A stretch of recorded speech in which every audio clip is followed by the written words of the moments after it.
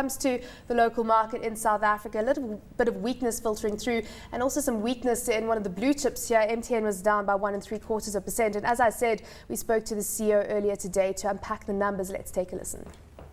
I guess across the board we've done very well. I think Nigeria we grew about just over 5 million subscribers. Iran just over 5 million subscribers. South Africa just over 3 million. Ghana just over 1 million. So across the board we did very well.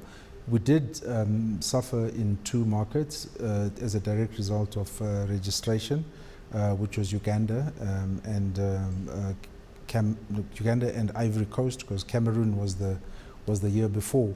But usually we do always manage to catch up after the registration process has been concluded.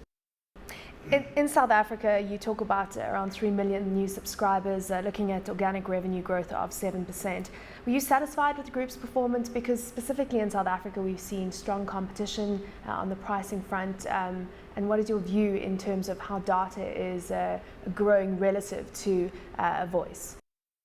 Look, we're satisfied with our performance in South Africa, and as you rightly say, there has been significant pricing competition. We're quite satisfied again, with getting 3 million additional subscribers in this environment. Data will remain a very important part of our business into the future, and hence the comments about the migration to an all IP network.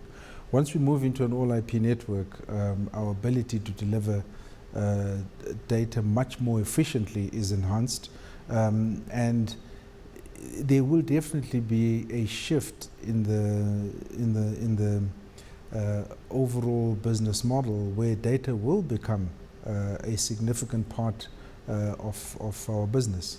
LTE rollout in South Africa was launched via a pilot project. How's that gone, and what are the constraints right now? No, look, that has gone very well. I mean, from a limited rollout perspective, the key issue really is availability of spectrum. And as we indicated earlier on, we are still awaiting government policy and the CASA process on what or how future allocations of spectrum will take place. In Nigeria, let's just talk about that market, because your market share has dropped there to 47.8%, and it has been a market where competition has been high. You've seen revenues overall falling back by 1%, voice revenue down 10%. You're spending a lot of money in terms of capital expenditure there, 13.7 billion rand in this period. You've allocated around 13 billion rand in the next period. So a large chunk of your spend is going into Nigeria. How's that going to position you? Do you think that you're positioned now to be able to ward off the competition, to start growing that revenue line again? Yes, I think we're definitely well positioned. And the key issue here is that we've had price reductions in Nigeria that were quite significant, and therefore as a direct result of that, demands on the network went up quite significantly, and therefore it became fundamental that we increase our capacity quite significantly. So we believe now that we've got much higher network quality, which just basically means also the minutes on the network will improve. In other words, you've reduced the congestion, therefore the number of calls going through will improve, and our ability to compete. I think the issue is that our pricing levels, because of the network congestion issues, were slightly higher than our competition for a while, especially in the first half of last year. But now I think we're in a very good position, a very strong position. We will continue to roll out the network aggressively during the course of this year, and all that capacity will just put us in very good stead. You've still got a strong position, of course, in Iran, 46.9% market share there. But how are the sanctions impacting the business and in terms of repatriation of dividends? Well, I guess the key issue here from an operational point of view is how the vendors and the suppliers respond to the issue of sanctions, whether they will either reduce their exposure or they might even consider pulling out. At this stage, our main vendors have not indicated that they would pull out, but they would look at reducing their exposure. So that is one way that we could be impacted. You are right in that we have not been able to repatriate any of our funds, either the loan repayment or dividends. But we continue to engage with the relevant authorities to be able to... How much of a loss is that right now in terms of overall money sitting in Iran?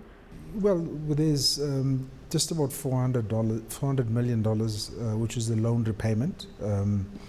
And then in terms of dividends, it's just below $300 million. Mm-hmm. Just looking at the dividend side for shareholders, you've changed your dividend policy now. The final dividend declared 503 cents, but just explain the rationale behind the change. The rationale is that the concern that we have is the volatility and the impact of the volatility of foreign currencies on our earnings. And by going this way, at least we are guaranteeing our shareholders a definite increase on the absolute value, on the absolute dividend, as opposed to be basing it on a payout ratio, which could be very much impacted on the foreign currency fluctuation. So the issue was to try and remove the impact of the volatility from the dividend. That was, of course, MTN CEO Sifiso